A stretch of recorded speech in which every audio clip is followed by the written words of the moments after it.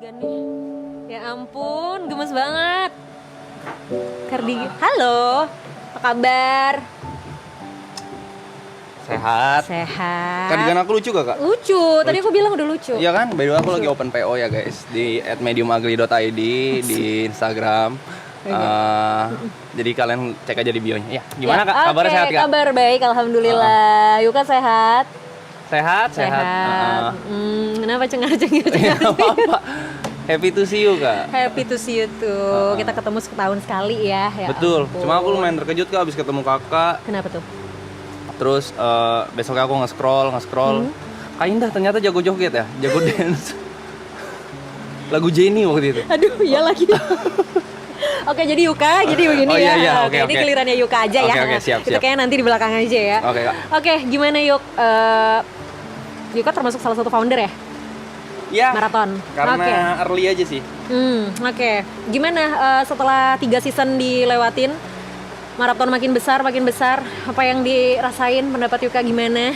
Yang dirasain mungkin karena semuanya berjalan sangat cepat untuk saya, jadi saya tidak mempunyai waktu untuk memproses. Habis ini ada sesuatu lagi, jadi ya gak ada waktu buat tenang aja sih rasanya. Tenang dalam artian apa aja ya nge-recap gitu di kepala. Oh, si memprosesnya tadi berarti ya, si waktunya yang gak ada. Nah terus gimana dong? Maksudnya kan akhirnya hidup tetap harus berjalan nih dengan segala fase yang cepat, perubahan yang cepat ini gitu. Dealingnya gimana berarti Yuk? Ya jalanin apa yang depan mata dulu aja sih. Maksudnya di saat ada opportunity mungkin memang ini waktunya sibuk. Kalau aku tuh selalu percaya kalau misalkan segala sesuatu ada masanya, segala sesuatu ada waktunya. Mungkin ini lagi masa dan waktunya untuk aku bergerak. Dan sampai dikasih alarm buat berhenti, baru aku berhenti. Oke. Jadi sejauh ini kamu ngerasa bahwa ini memang masih masanya kamu untuk bergerak. Yap. Pergerakan apa aja yang udah kamu lakukan? Pergerakan apa aja? Maraton 1, 2, 3 kan aku terinclude ya di dalam semuanya ya. Apalagi ketemu sama banyak orang baru, dari aku yang belum mengenal siapa-siapa mungkin, atau yang belum orang belum tahu aku di showbiz. Ya itu aku dari tiba-tiba main film, sekarang closingan mesti di festival, atau mungkin aku tiba-tiba disuruh manggung di Pesta Pora, synchronize, tanggal 30 aku mesti stand up comedy. Wow. Maksudnya itu kan tahu-tahu aku punya clothing brand. Iya benar-benar. Maksudnya itu kan hal-hal yang ya Yuka 2 tahun lalu pun untuk bermimpi sejauh itu pun aku gak berani. Tapi mungkin aku tiap harinya pun kayak tiap hari, ini aku pernah ngomong juga di stream, tiap harinya pun kalau aku bangun, ini kan kalau lagi begini kan jarang ketemu Michelle. Waktu bangun pun aku kayak, oh iya gue cowoknya Michelle ya. Gitu Kak. Sampai lupa. Iya. Mungkin karena ini hidup yang nggak pernah aku bayangkan aja. Jadi tiap hari aku mungkin masih banyak kagetnya gitu. Karena si prosesnya cepet banget tadi juga ya. Oke. Nah kalau nggak ada maraton, 2 tahun lalu, Yuka kepikirannya tahun ini tuh ngapain? 2 tahun lalu, aku udah punya beberapa plan. Yang pertama waktu itu memang tujuan aku kelarin rumah orang tua. Jadi aku udah ada ketemu caranya, cuman waktu itu aku mesti korbanin setahun. Setahun tanpa break. Dan itu memang udah aku jalanin in proses discussion marathon season 1 pun aku lagi ngejalanin itu. Itu kelar, aku mungkin ada beberapa opsi hidup tenang yang tadi aku bilang. Menghilang ke luar negeri atau apa, aku nggak tahu. Atau mungkin aku ke daerah ngumpulin duit secukupnya terus aku kuliah, habis itu jadi guru, I don't know. Atau mungkin kalau misalkan aku gak kuat, asuransi jiwa. Hanya 2 opsi itu. Exit plan-nya. Oke. Nah berarti kan dengan kamu yang berharap tadinya planningnya untuk hidup tenang, otomatis dengan 3 season ini hidupmu tidak tenang dong, dengan segala exposure dan spotlight yang kamu dapat, ya nggak sih? Ini positif way ya. Oke. Nah terus gimana berarti? Maksudnya ini kan sesuatu yang sebelumnya tidak ada di planning gitu loh. Terus gimana? Aku ngerasa ini bukan sebuah kebetulan sih, tapi mungkin kehadiran aku di spotlight yang ini on the bright side mungkin kehadiran aku menolong banyak orang tanpa aku sadarin. Yeah. Karena menurut aku hal-hal seperti ini yang tiba-tiba datang ke aku tanpa aku perjuangkan dengan niat buruk, tanpa aku perjuangkan dengan menjatuhkan orang lain. Yeah.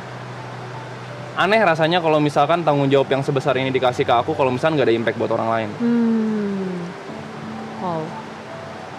Apa hal yang mungkin menurut kamu kerasa gitu akhirnya impactnya ke orang lain after tanggung jawab ini kamu dapetin? Udah pasti ke orang tua ya, orang terdekat dulu. Yeah. Terus sedikit banyak aku membantu teman. Sedikit banyaknya aku meringankan beban mungkin para kru. Sedikit banyaknya mungkin kehadiran aku itu bisa menjadi menjadi rest area untuk beberapa orang. Mungkin untuk para talent, untuk para orang yang bertemu aku nggak tahu juga. Atau mungkin orang yang mendengar aku berbicara melihat ada oh bisa ya seperti itu ya, oh ada pemikiran seperti ini ya, dan lain segala macam. Aku berharapnya sih impact positif itu, tapi aku nggak tahu sampai mungkin ada seseorang yang kasih tahu aku gitu. Cuman ya harapan aku seperti itu sih. Oke. Tapi pernah ada di titik dimana kamu ngerasa capek nggak sih ngejalanin ini semua? Yuk. Beberapa tahun lalu kah atau tahun ini? Kapan pun? Capek mah banyak kak. Karena aku memang Kita tahun lalu ketemu pas kamu lagi capek nggak sih? Iya kan? Betul. Kamu duduk dan kamu bilang lagi capek. Yes. Oke. Capek pasti ada. Cuma belakangan ini, beberapa tahun belakangan ini, capeknya aku tuh tidak menuju kepada rasa putus asa. Capaian ini mungkin aku cuma perlu tenang. Aku cuma perlu sendiri. Aku cuma perlu take a break. Jadi capeknya ini menurut aku capek yang berkualitas. Kalau dulu tuh capeknya mungkin destruktif. Seperti itu sih kalau aku. You kan ini basically introvert ya? Awalnya ekstrovert, cuma gara-gara COVID jadi introvert. Oh gitu? Iya. Tadinya aku social butterfly.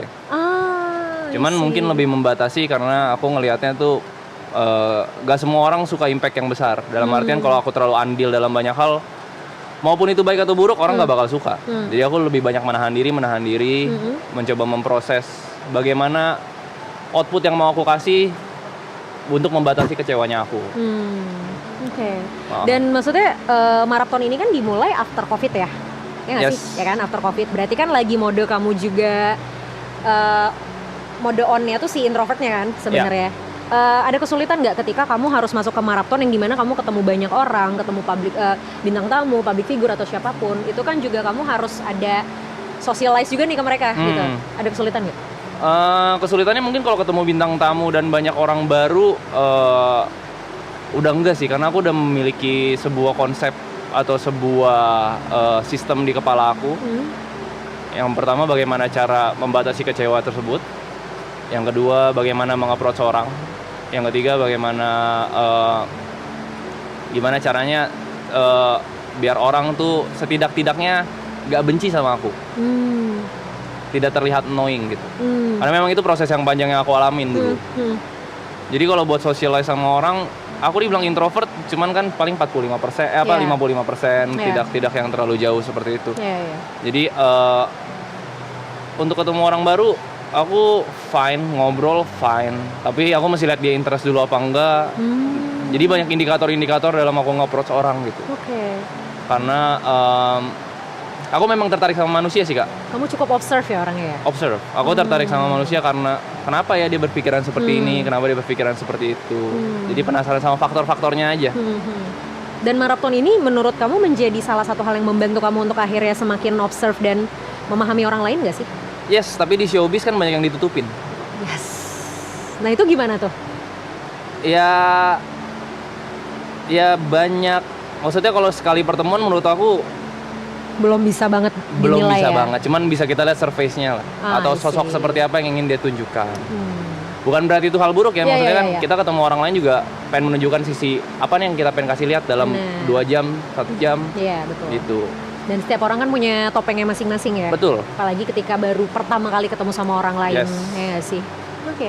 Waktu pertama kali kamu menginisiasi salah satu orang yang menginisiasi maraton ini, pernah kebayang nggak sih maraton akan sebesar? Aku tidak menginisiasi, aku lebih jadi saksi aja sih. Oke. Jadi aku ngeluh, aku BU karena yang tadi aku bilang.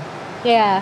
Terus si Mas bilang gue gabut 1 minggu, si Jod bilang oke, gue punya proposal.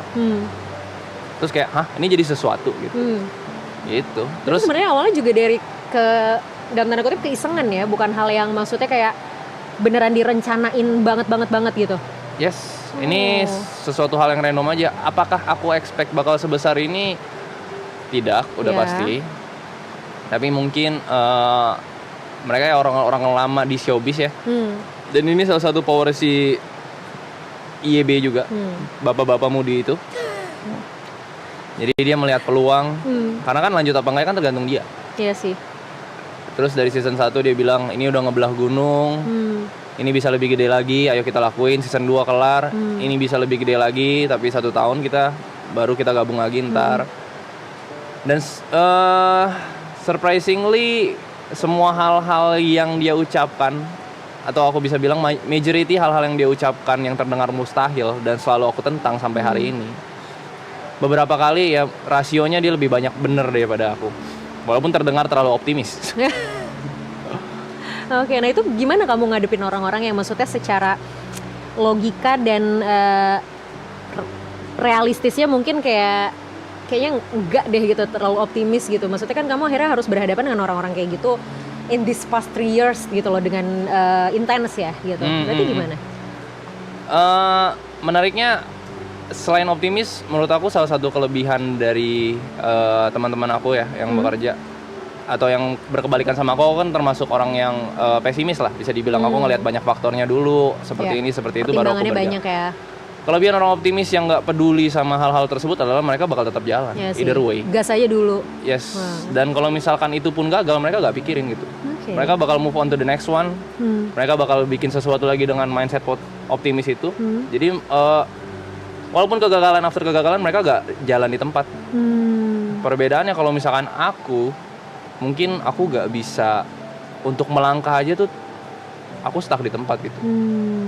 Aku memikirkan banyak kemungkinan-kemungkinan yang mungkin sebenarnya belum tentu terjadi juga gitu. Tapi akhirnya setelah mengenal mereka-mereka ini nih, para member, mengubah sedikit banyak sudut pandang Yuka terkait hal itu nggak? Mungkin kalau lagi work as a group, aku bakal tetap jadi orang yang pesimis. Oke. Karena aku rasa kalau semuanya orang optimis, nggak bakal ada safety belt di mobil. Tetap butuh rem ya? Mungkin aku bakal selalu memberikan banyak perspektif. Ini loh kemungkinannya, ini loh kemungkinannya, ini loh kemungkinannya. Walaupun ya aku takutnya karena terlalu optimis, kita jadi gak ngelihat kemungkinan-kemungkinan buruk yang andai kata kita mesti tanggung gitu. Setuju. As a person tapi? As a person,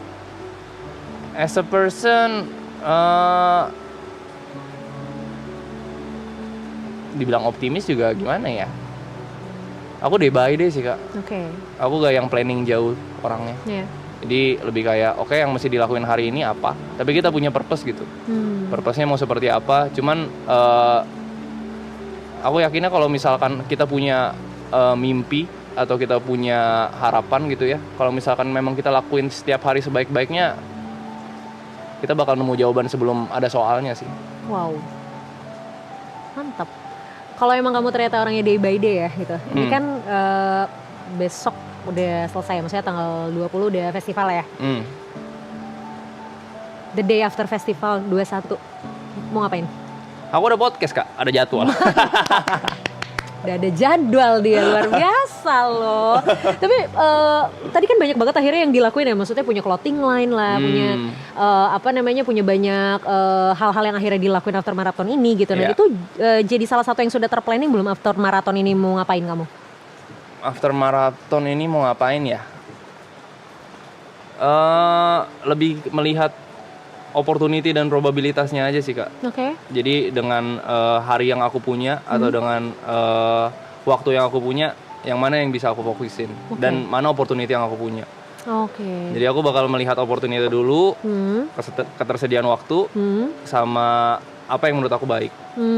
Baru aku diskusi sama orang-orang terdekat, sama mindset aku seperti apa dan apa yang bikin aku happy. Baru aku bisa bikin plan. Kalau sekarang kan terlalu ngawang ya, habis maraton mau ngapain gitu. Sedangkan aku belum tahu probabilitasnya apa nih, opportunity-nya apa nih. Betul. Berarti sebenarnya kamu juga nggak ngoyo untuk harus yang ini dulu, abis itu yang ini, jalannya harus kayak gini, enggak ya? Benar-benar lihat opportunity yang ada nanti apa. Betul. Makanya banyak ini sih Kak, menurut aku. Ya, nggak mesti 2 tambah 2 sama dengan 4 hidup itu. Tapi kadang pertanyaannya adalah berapa tambah berapa yang hasilnya 4. Ya kita bisa 3 tambah 1, kita bisa 2 kali 2. Ya banyak jalan aja sih. Setuju. Good luck ya Yuk. Seneng banget bisa ngobrol sama Yuka. I mean, sebenarnya nggak terlalu banyak yang berubah dari Yuka yang tahun lalu. Yuka tetap apa adanya, Yuka tetap santai gitu. Cuman mungkin jadi lebih banyak hal yang sudah tahu apa yang mau Yuka lakukan. Karena aku ingat banget tahun lalu kita ketemu di titik Yuka juga di posisi lagi capek-capeknya. Mungkin semua hal yang ada di depan juga jadinya dalam tanda kutip kayak ketutup gitu ya.